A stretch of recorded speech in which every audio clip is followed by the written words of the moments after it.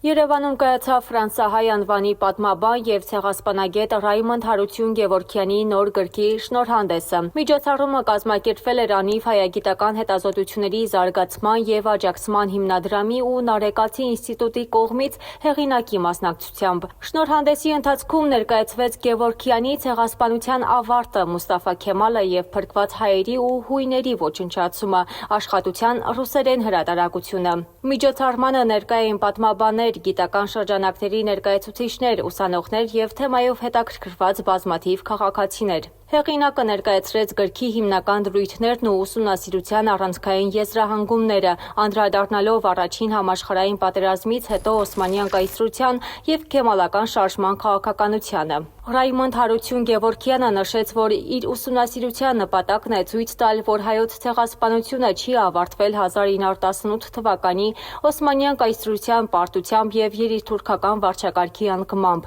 Նրա խոսքով 1920-ականների սկզբին Մուստաֆա Քեմալի իշխանությունները շարունակել են հայերի և հույների բռնի տեղահանություններն ու հալածանքները, ձգտելով վերջնականապես վերացնել նրանց ներկայությունը պատմական բնակավայրերում։ Շնորհանդեսի ընթացքում ներկայացվեց նաև գրքի հրատարակության պատմությունը։ Նշվեց, որ աշխատությունը առաջին անգամ լույս է տեսել ֆրանսերեն 2023 թվականին, իսկ ռուսերեն հրատարակությունը պատրաստվել է Նարեկացի ինստիտուտի անիվ հիմնադրամի և Հայոց ցեղասպանության թանգարան ինստիտուտի համագործակցության արդյունքում։ Միջոցառման ավարտին տեղի ունեցավ հարցուպատասխան, որի ընթացքում ներկաները հնարավորություն ունեցան հեղինակին ուղղելու իրենց հետաքրքրող հարցերը, կապված ինչպես գրքի, այնպես էլ հայոց ցեղասպանության և դրա հետևանքների ուսումնասիրության հետ։